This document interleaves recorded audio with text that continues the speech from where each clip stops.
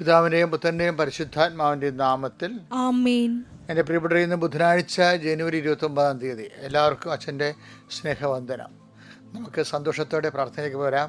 അമ്മേ പരിശുദ്ധമ്മേ, അമ്മേ പരിശുദ്ധമേ, ദൈവമാതാവേ, അന്ന് അങ്ങ് കൃപാസനത്തിൽ പ്രത്യക്ഷപ്പെട്ട് വരാൻ പോകുന്ന മഹാദുരന്തത്തിൽ നിന്ന് രക്ഷപ്പെടാനും എല്ലാവർക്കും വേണ്ടി പ്രാർത്ഥിക്കുവാനും ആവശ്യപ്പെട്ടിട്ട് 20 വർഷം കഴിഞ്ഞ ഈ വേളയിൽ കൃപാസനത്തിലൂടെ ഞങ്ങൾക്കും ഈ ദേശത്തിനും അങ്ങ് മധ്യസ്ഥം തേടി തന്ന എല്ലാ അനുഗ്രഹങ്ങൾക്കും കൃപകൾക്കും ഞങ്ങളിപ്പോൾ ഹൃദയം നിറഞ്ഞ നന്ദി പറയുന്നു.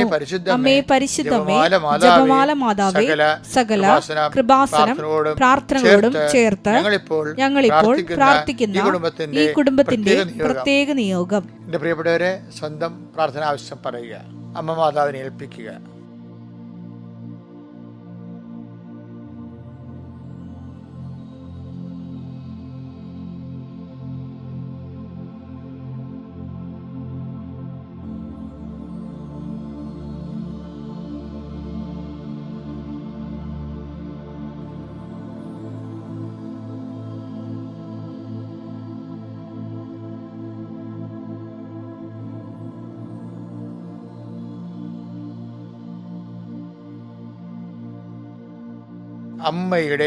അമ്മയുടെ പ്രത്യക്ഷീകരണത്തിന്റെ ഈ ദ്വാദശക വേളയിൽ ഞങ്ങൾക്ക് സാധിച്ചു തരുവാൻ കനിയണമേ. ആമേൻ. വിശ്വാസ പ്രമാണം. സർവശക്തനായ പിതാവും ആകാശത്തിന്റെയും ഭൂമിയുടെയും സൃഷ്ടാവുമായ ദൈവത്തിൽ ഞാൻ വിശ്വസിക്കുന്നു. അവിടുത്തെ ഏകപുത്രനും ഞങ്ങളുടെ കർത്താവുമായ ഈശോമിശിഹായിലും ഞാൻ വിശ്വസിക്കുന്നു. ഈ പുത്രൻ പരിശുദ്ധാത്മാവിനാൽ ഗർഭസ്ഥനായി കന്യകാമറിയത്തിൽ നിന്ന് പിറന്ന് പൊന്തിയോസ് പീലാത്തോസിന്റെ കാലത്ത് പീഡകൾ സഹിച്ച് കുരിശിൽ തറയ്ക്കപ്പെട്ട് മരിച്ച് അടക്കപ്പെട്ട് പാതാളങ്ങളിൽ ഇറങ്ങി മരിച്ചവരുടെ ഇടയിൽ നിന്ന് 3-ാം നാൾ ഉയർത്ത് സ്വർഗത്തിലേക്ക് എഴുന്നള്ളി സർവശക്തിയുള്ള പിതാവായ ദൈവത്തിന്റെ വലതുഭാഗത്തിരിക്കുന്നു. അവിടെ നിന്ന് ജീവിക്കുന്നവരെയും മരിച്ചവരെയും വിധിക്കുവാൻ വരുമെന്നും ഞാൻ വിശ്വസിക്കുന്നു. പരിശുദ്ധാത്മാവിലും ഞാൻ വിശ്വസിക്കുന്നു. വിശുദ്ധ കത്തോലിക്കാ സഭയിലും പുണ്യവാന്മാരുടെ ഐക്യത്തിലും പാപങ്ങളുടെ മോചനത്തിലും ശരീരത്തിന്റെ ഉയർപ്പിലും നിത്യമായ ജീവിതത്തിലും ഞാൻ വിശ്വസിക്കുന്നു. ആമേൻ. സ്വർഗ്ഗസ്ഥനായ ഞങ്ങളുടെ പിതാവേ, അങ്ങയുടെ നാമം പൂജിതമാകണമേ. അങ്ങയുടെ രാജ്യം വരണമേ. അങ്ങയുടെ തിരുമനസ് സ്വർഗത്തിലെ പോലെ ഭൂമിയിലും ആകണമേ. അന്നു വേണ്ടുന്ന ആഹാരം ഇന്ന് ഞങ്ങൾക്ക് തരണമേ. ഞങ്ങളോട് തെറ്റ് ചെയ്യുന്നവരോട് ഞങ്ങൾ ക്ഷമിക്കുന്നത് പോലെ ഞങ്ങളുടെ തെറ്റുകൾ ഞങ്ങളോടും ക്ഷമിക്കണമേ. ഞങ്ങളെ പ്രലോഭനത്തിൽ ഉൾപ്പെടുത്തരുതേ, തിന്മയിൽ ഞങ്ങൾ രക്ഷിക്കണമേ. ആമേൻ. നന്മ നിറഞ്ഞ മറിയമേ, സ്വസ്തി. കർത്താവ് അങ്ങയുടെ കൂടെ സ്ത്രീകളിൽ അങ്ങ് അനുഗ്രഹിക്കപ്പെട്ടവളാകുന്നു. അങ്ങയുടെ ഉദരത്തിൻ ഫലമായി ഈശോ അനുഗ്രഹിക്കപ്പെട്ടവനാകുന്നു. പരിശുദ്ധ മറിയമേ, തമ്പുരാന്റെ അമ്മേ, പാപികളായ ഞങ്ങൾക്ക് വേണ്ടി ഇപ്പോഴും ഞങ്ങളുടെ മരണസമയത്തും തമ്പുരാനോട് അപേക്ഷിക്കണമേ. ആമേൻ. അനുദിന അനുഗ്രഹ പ്രാർത്ഥന. കർത്താവേ, നിന്റെ ഉന്നതമായ നാമത്തിന് സ്വസ്ഥം ചെയ്യുന്നു. കർത്താവേ, നിന്റെ വിശുദ്ധ പൗരോഹിത്യത്തെ മഹത്വപ്പെടുത്തണമേ. കർത്താവേ, സഭയിലുള്ള സാന്നിധ്യം പ്രകടമാക്കണമേ. അമ്മേ പരിശുദ്ധമ്മേ, ദേവമാതാവേ, ഈ അനുദിന അനുഗ്രഹ പ്രാർത്ഥനയിൽ പങ്കെടുക്കുന്ന എല്ലാ മക്കളെയും അങ്ങേക്ക് സമർപ്പിച്ച് പ്രാർത്ഥിക്കുന്നു. ദൈവത്തിൻ്റെ വലിയ കൃപ മക്കളിലേക്ക് ആവശ്യിക്കട്ടെ. പരിശുദ്ധ ദേവമാതാവിൻ്റെ മധ്യസ്ഥത്തിൽ പ്രാർത്ഥിക്കുന്നു. കൃപാസ്ഥാനത്താറെ ജീവനോടെ പ്രത്യക്ഷപ്പെട്ട പരിശുദ്ധ അമ്മയുടെ മാധ്യസ്ഥ പ്രാർത്ഥിക്കുന്നു. നാളിതുവരെ അമ്മ ആയിരക്കണക്കിന് മക്കൾക്ക് നൽകിയ അനുഗ്രഹത്തിൻ്റെ അടിസ്ഥാനത്തിൽ പ്രാർത്ഥിക്കുന്നു. എൻ്റെ വിശുദ്ധ പൗരോഹിത്യത്തിൻ്റെ അധികാരത്തിൽ പ്രാർത്ഥിക്കുന്നു. സഭയിലുള്ള കർത്താവിൻ്റെ സാന്നിധ്യത്തിൻ്റെ അടിസ്ഥാനത്തിൽ പ്രാർത്ഥിക്കുന്നു. നിന്റെ ഹൃദയത്തെ കർത്താവ് ആശീർവദിക്കട്ടെ. നീ ഏത് ഭവനത്തിൽ പ്രവേശിച്ചാലും ആ ഭവനത്തിന് സമാധാനം ആശംസിക്കുന്ന അരുളിച്ചത് കർത്താവിൻ്റെ വാക്കിൻ്റെ അധികാരത്തിൽ സമാധാനം ആശംസിക്കുന്നു. ഈ സമാധാനം നിന്റെ ജീവിതത്തിൻ്റെ വ്യത്യസ്ത മണ്ഡലങ്ങളിൽ നീ അനുഭവിക്കട്ടെ. കർത്താവെ, രോഗബാധിതർക്ക് വേണ്ടി പ്രാർത്ഥിക്കുന്നു. ശയ്യാവലംബികർക്ക് വേണ്ടി പ്രാർത്ഥിക്കുന്നു. കണ്ണിന് കാഴ്ചക്കുറവുള്ളവരും ചെവിക്ക് കേൾവിക്കുള്ളവരും മൂക്കിൽ എപ്പോഴും ദശ വളരുന്നവരും അടിനോടിന് അസുഖമുള്ളവരെ സമർപ്പിച്ചുകൊണ്ട് പ്രാർത്ഥിക്കുന്നു. എൻ്റെ കർത്താവിൻ്റെ ഉന്നതമായ നാമത്തിൽ സഭയുടെ അധികാരത്തിൽ കുരിശിൻ്റെ അടയാളത്തിൽ ഭാരങ്ങൾ ഭീതികൾ ഡിപ്രഷൻ പോലുണ്ടാകുന്ന മനസ്സിൻ്റെ അവസാദ രോഗങ്ങൾ യേശു ക്രിസ്തു നാമത്തിൽ മഞ്ഞുനീര് പോലെ ഒഴുകട്ടെ, ഒഴുകി മാറട്ടെ എന്ന് പ്രാർത്ഥിക്കുന്നു. കർത്താവേ, ജോലി ഇല്ലാത്തവരുണ്ട്, ജോലി തട്ടിയിട്ട് കിട്ടാത്തവരുണ്ട്, ഉള്ള ജോലി തന്നെ ചെയ്തിട്ട് ആവശ്യമായ ശമ്പളം കിട്ടാത്തവരുണ്ട്, മാസങ്ങളായി ശമ്പളം കിട്ടാത്തവരുണ്ട്.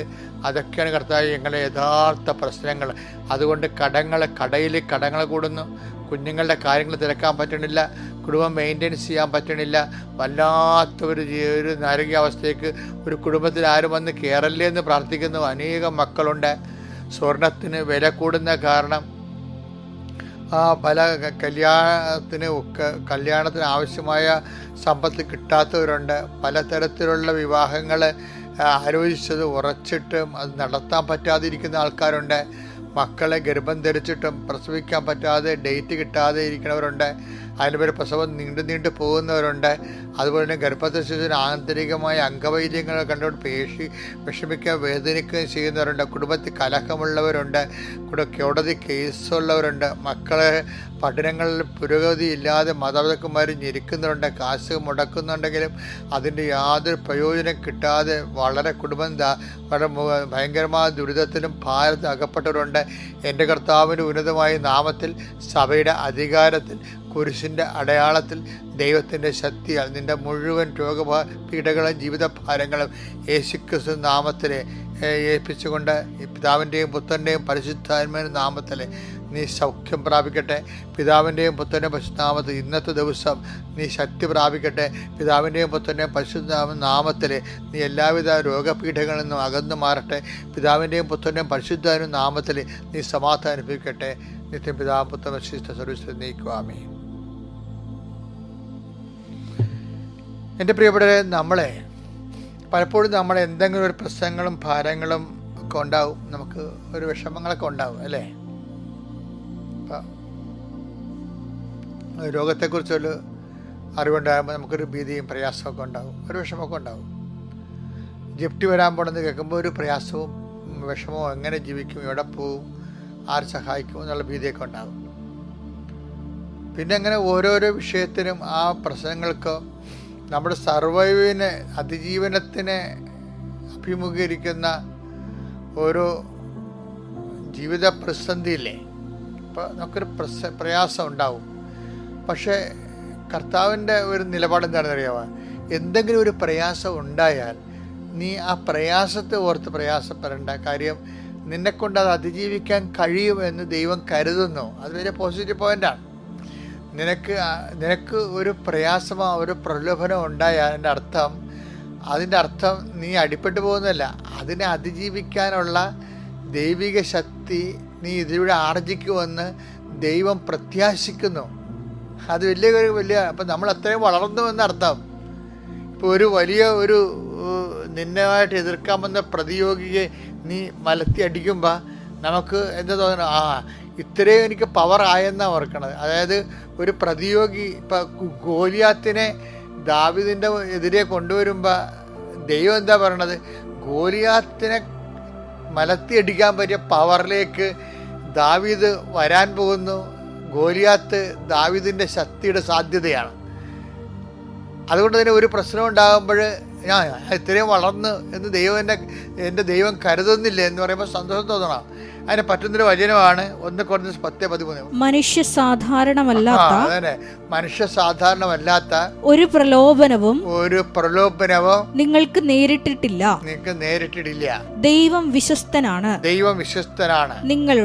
നിങ്ങളുടെ ശക്തിക്ക് അതീതമായ പ്രലോഭനങ്ങൾ ഉണ്ടാകാൻ അവിടുന്ന് അനുവദിക്കുകയില്ല. ഇതാണ് ഞാൻ പറഞ്ഞത്, അവിടുന്ന് അനുവദിക്കുകയില്ല. പ്രലോഭനങ്ങൾ ഉണ്ടാകുമ്പോൾ അവയെ അതിജീവിക്കാൻ വേണ്ട ശക്തി അവിടുന്ന് നിങ്ങൾക്ക് നൽകും. അതാണ് ദാവീദ് പറഞ്ഞത്. ഗോലിയാത്ത് എന്താ പറഞ്ഞത്? നീ എന്താണ് പട്ടിയെ തല്ലാൻ പോകുന്ന പോലെ ഒരു വടിയുമായിട്ടാണ് വരണത്. അപ്പം അത് ദാവീദ് തിരിച്ചടിക്കണത് എന്താണ്? നീ നിന്റെ കുന്തങ്ങളിലും അതുപോലെ തന്നെ പരിചകളിലും ആശ്രയിക്കണത്. ഞാൻ എൻ്റെ ദൈവമായ കർത്താവിലാണ് ആശ്രയിക്കണമെന്ന് പറയും. അപ്പോൾ ഗോലിയാത്തിനെ മുമ്പിൽ വരുമ്പോൾ ദാവീദിന് അവനെ നേരിടാനുള്ള ശക്തിയും ദൈവം കൊടുക്കുകയാണ്. അപ്പോൾ ഒരു പ്രശ്നമോ പ്രലോഭനമോ സാമ്പത്തികമായ ശാരീരികമായ ഒക്കെ വരുമ്പോൾ ഓർക്കണം, ഇതിനെ അതിജീവിക്കാനുള്ള ശക്തി കർത്താവ് എനിക്ക് തരാൻ വേണ്ടിയാണ് ഇപ്പോൾ ഇത് വന്നിരിക്കണത്. അപ്പോൾ മനസ്സിലായില്ലേ? അപ്പം അത് വന്നത് നന്നായി, ഭാരം വന്നത് നന്നായി, രോഗം വന്നത് നന്നായി. അതിനെ അതിജീവിക്കാനുള്ള ശക്തി തരാൻ വേണ്ടി അതിനെ ആദ്യം വരുത്തിയതാണ്. അപ്പോൾ ഇപ്പോൾ പേപ്പട്ടി കടിക്കുമ്പോൾ എന്താ ചെയ്യണത്? പേപ്പട്ടിയുടെ തന്നെ ജെയിംസ് എടുത്തിട്ടാണ് കുത്തുവെക്കണത്. പക്ഷേ നേരത്തെ ഉണ്ടായിരുന്ന പേപ്പട്ടിയുടെ ജെയിംസിന് ഈ കുത്തുവെച്ചിരിക്കുന്ന പ്രതിരോധ ജെയിംസ് അതിനെ കീഴടക്കി കളയും. അപ്പോൾ കൃപയുടെ പ്രതിരോധ ശക്തി വർദ്ധിപ്പിക്കാൻ വേണ്ടിയാണ് പ്രലോഭനങ്ങൾ ഉള്ളത്. എന്തൊരു മനോഹരമായ ദൈവാനുഭവമാണ് സുവിശേഷം കാഴ്ചവെക്കുന്നത്. അതുകൊണ്ട് വിശ്വാസി, നീ ഒരു കാരണവശാലും പതറരുത്. ഗോലിയാത്തിനെ കാണുമ്പോൾ ഓർക്കുക, അവനെ കീഴടക്കാനുള്ള ശക്തി ദാവീദ് നൽകി കഴിഞ്ഞുവെന്ന്. അപ്പം നീ ഒരു ദാവീദാണെങ്കിൽ, നിനക്കെതിരെ വന്ന പ്രശ്നം ഗോലിയാത്താണെങ്കിൽ അതിനെ കീഴടക്കാനുള്ള ശക്തി കർത്താവ് തരുന്നതിൻ്റെ സൂചനയാണ് ഈ ഗോലിയാത്തിൻ്റെ ഉദയം. അപ്പോൾ പ്രശ്നങ്ങളിൽ പ്രതിരോധിക്കാനുള്ള ശക്തി ആർജിക്കാൻ പോകുന്നു എന്നുള്ള സുബോധർക്കമായ സുവിശേഷമാണ് ഇന്നത്തെ കൈമാറ്റം. Thank you. അത്യപൂർവ ദൈവാനുഭവങ്ങൾ ഇനി നിങ്ങൾക്കും സ്വന്തം. ഈ യൂട്യൂബ് ചാനൽ ഇതുവരെ സബ്സ്ക്രൈബ് ചെയ്തിട്ടില്ലെങ്കിൽ ഇപ്പോൾ തന്നെ സബ്സ്ക്രൈബ് ചെയ്യുക. ഈ വീഡിയോ ഇപ്പോൾ തന്നെ നിങ്ങളുടെ സുഹൃത്തുക്കൾക്ക് ഷെയർ ചെയ്തുകൊണ്ട് കർത്താവിന്റെ പ്രേക്ഷിതരാകുക.